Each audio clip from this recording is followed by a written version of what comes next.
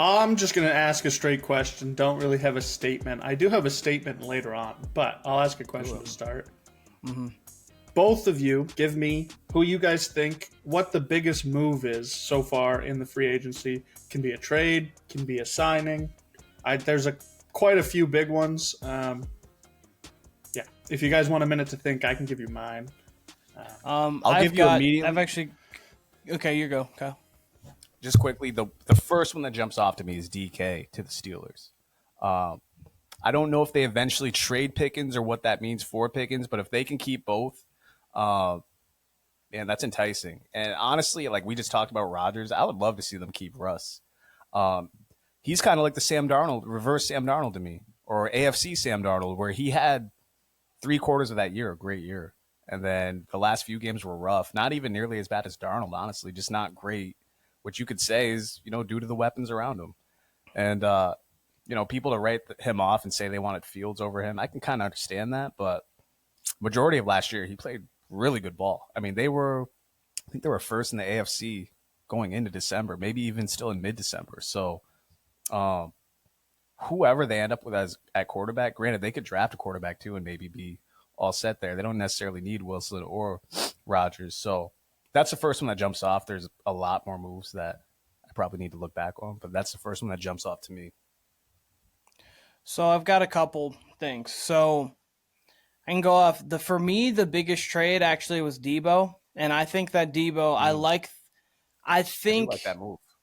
I like it that one the most because you're right. I think DK is a very talented player, and he's better than Debo at this point, in my personal opinion. Just the way that they have been going Debo, the way they use him, obviously back in as a wide receiver in San Francisco. His body's kind of deteriorated a little bit.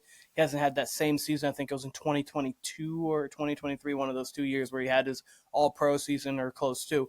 But it's such a low risk, high reward kind of move for them. I understand that they're giving up a little bit of capital, but if he doesn't work out all that well, then okay, you're still trying to go for something. But if he does work out and you can get a better version of Debo Samuel than what you've gotten in San Francisco over the last couple of years, then you got a guy who can be a number one on any given day. You've got a guy who can he gives that offense a more dynamic fit and a more dynamic feel to it because you've got Jaden who is a dual threat. Obviously, they had Brian Robinson and Austin Eckler to give you kind of dual threats there. You get McLaurin, obviously, on the outside. You got Noah Brown, who could get over the top. Zach Ertz was playing very well at tight end. And then you've got this guy in Debo who you could put in the backfield. You can put in the slot. You can put him outside. If he can really get back to that, I think it could add so much more for that offense and just kind of be almost like the little missing piece that you didn't even know they needed for next year. So I like that they didn't stand. So that would be my biggest trade. I think the biggest signing just overall would probably be Jamar Chase and T. Higgins. I understand that's kind of like what I mean.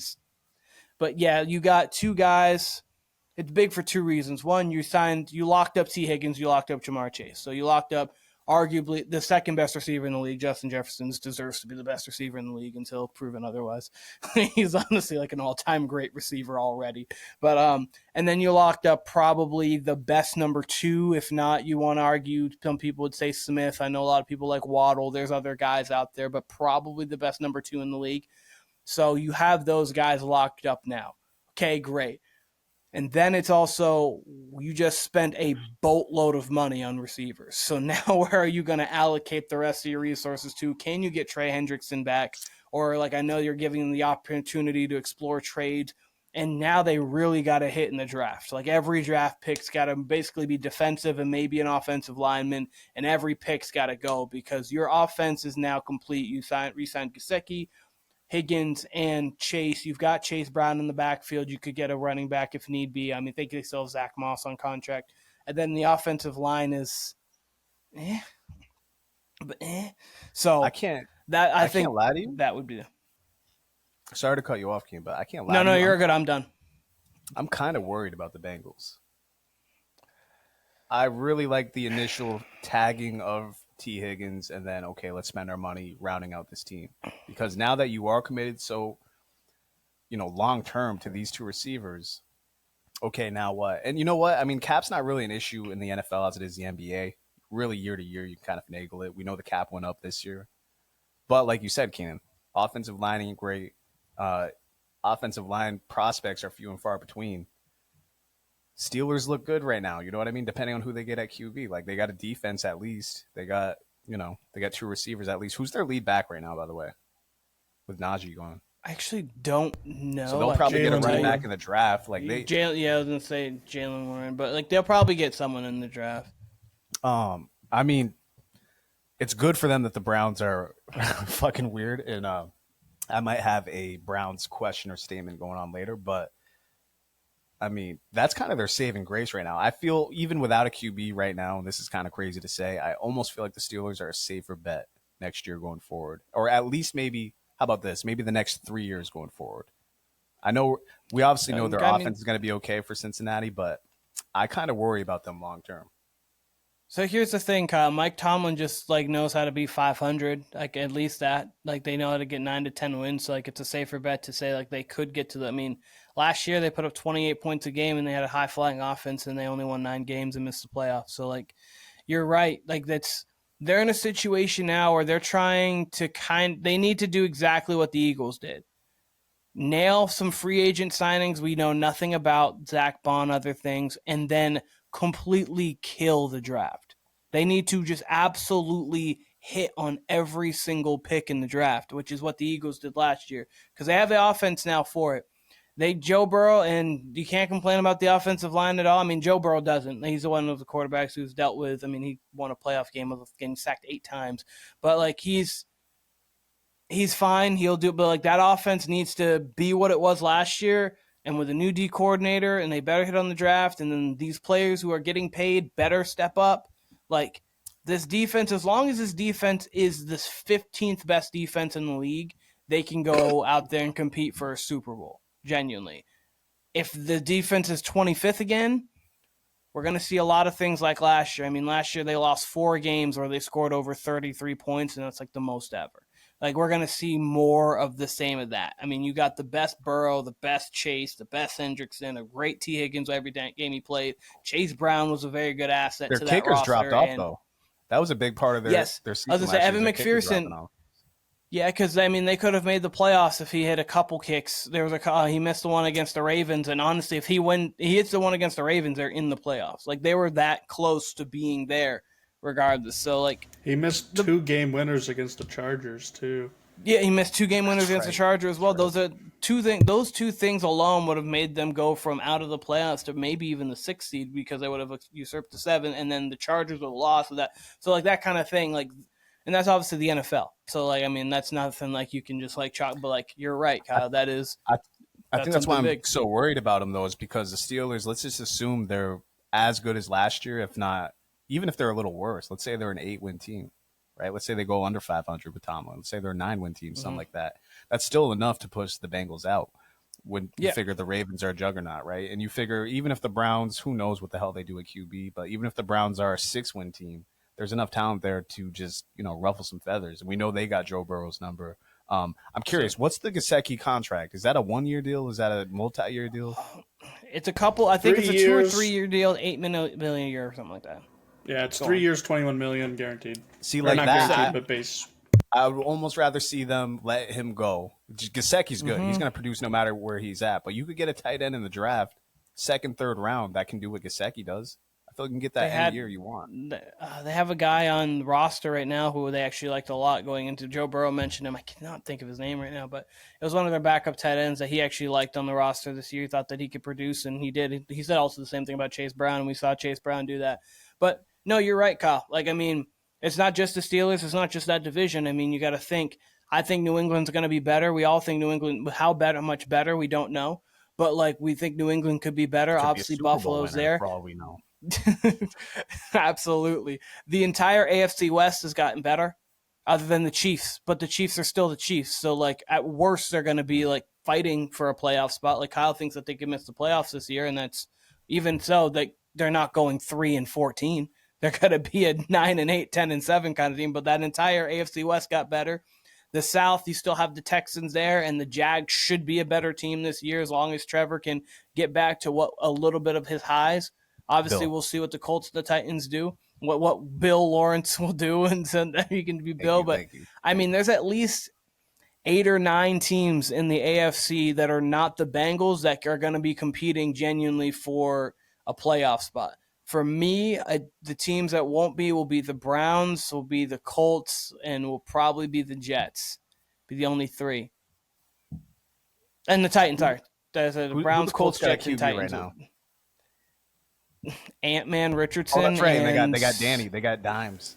They got Ant-Man Richardson and Danny Dimes. So, like, that's going to be the battle. I could still see the Colts. I could still see the Colts competing.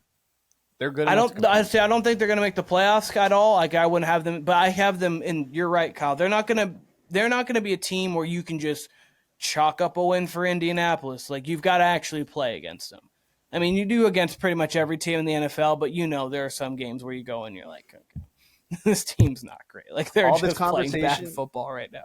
I can't believe I'm saying this. All this conversation is making me do is wish it was September right now. Like, it's just starting to get nice out. Mm-hmm. This weather is beautiful. I'm looking forward to spring and summer, and I kind of just want to skip it all and get to September and really get to the shits. Tim, what about you? You posed the question. What do you think is the best move overall? I think the DK Metcalf is the biggest news, but I think the biggest impact will be Devontae Adams in Los Angeles. I think the Rams were right there. They're almost there, almost NFC Championship level team. And I think that they've upgraded. I think Devontae is an upgrade over Cooper Kupp. Absolutely. Better for their books. They paid him more money than that they were going to pay Cooper Kupp, so obviously they view him as an upgrade. I really like it. They got Stafford now on that extension, so I think their window is closing, but I think that this next year could be the end of their window, but it's a damn good window to do it. So outside I like of the Eagles, they're arguably the best team in the NFC. Which blows my mind. They are not the favorite to win the NFC West this year. Who's currently the favorite? 49ers right still? It is still the 49ers. No. Yeah? No. After losing half their team and not signing really anybody, they are still the favorite. Doesn't really make sense. The 49ers are doing what the Seahawks did in 2017, 18, but like Brock Purdy needs to then be like let him cook Russ. Yeah. Like that's what because that's what the Seahawks tried to do. They went on like their mini like rebuilds and then they'd win 10 games and be a playoff team. But what the Bills did this year. Like they're expecting them to be like the Bills because the Bills, everyone thought, okay, the Bills could take a step back because obviously they're losing some name pieces. They're trying to build an infrastructure there, and the Bills got to the AFC Championship game, and all 3 of us thought they could beat the Chiefs in the AFC Championship game this year. But no, I like the Devontae Adams to LA a lot. That defense is only going to get better. You get Matt Stafford back, which you could argue that was the biggest move for them, is making sure they retain Matt Stafford and get themselves a quarterback. So I like it. Kyle, if you don't have any other things to say about that at all, I got mine. No, quick reply to Devontae. The biggest thing about that to me, and we've mentioned his name a couple times, is Stafford, all right? So they kind of shopped him to the Giants primarily. And it was a kind of like, what are you willing to pay for him? Like, he was available for sure. And the fact that they are keeping him, and the fact that his main hang-up here was like, if he was going to the Giants, it'd be a 2 or 3 year deal. That's what's crazy to me. So the Rams are going to be a team I'm looking forward to this entire year because, okay, what happens if they do make a NFC Championship game? Let's say they don't necessarily make the Super Bowl, but let's say they make it to the NFC Championship. We assume they compete, right? Let's say they lose by 3.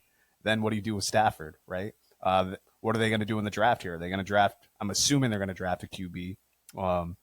There's reports out there saying they were okay with Jimmy G. Had that been a thing this year, had they got rid of Stafford. So I'm really intrigued by them because I agree. I mean, Devontae's, to me, a big step up from Cooper Kupp. I mean, I think Kupp's completely washed at this point. It looks like it anyway. So, I mean, you got him with Stafford and, Devontae's just a supreme route runner. And Stafford thrives off that. So, I mean, you got him and Puka, and they can stay healthy. I mean, I'm with you guys. They're completely a contender. I'm kind of mad at Brandon Petty because literally 2 weeks before we did our hot take pod, he was telling me Rams are going to win the Super Bowl. He switches it to the Bengals, which, I mean, that's not that hot of a take. And then once they get Devontae again, he's back on the Rams could win the Super Bowl train. It's like, you got to stick to it, my man. Yeah. But if you would have just stuck I'm with very it. intrigued by them. Yeah, you're right. And the last thing with Devontae real quick is that, like, obviously he's a great route runner, so Stafford's good with that, but also Stafford can work off script, different arm angles and kind of things. Not that he's going to roll out of the pocket, but Stafford does have a way of extending plays in his own way. And obviously Devontae dealt with Aaron Rodgers. I said dealt like it was a problem. Had Aaron Rodgers. So he's used to kind of being able to work off script in that too. So I think when it comes to arm angles and throwing the ball, I think the ball is going to look real similar coming out of Matt Stafford's hands as it does coming out of Aaron Rodgers' hands. So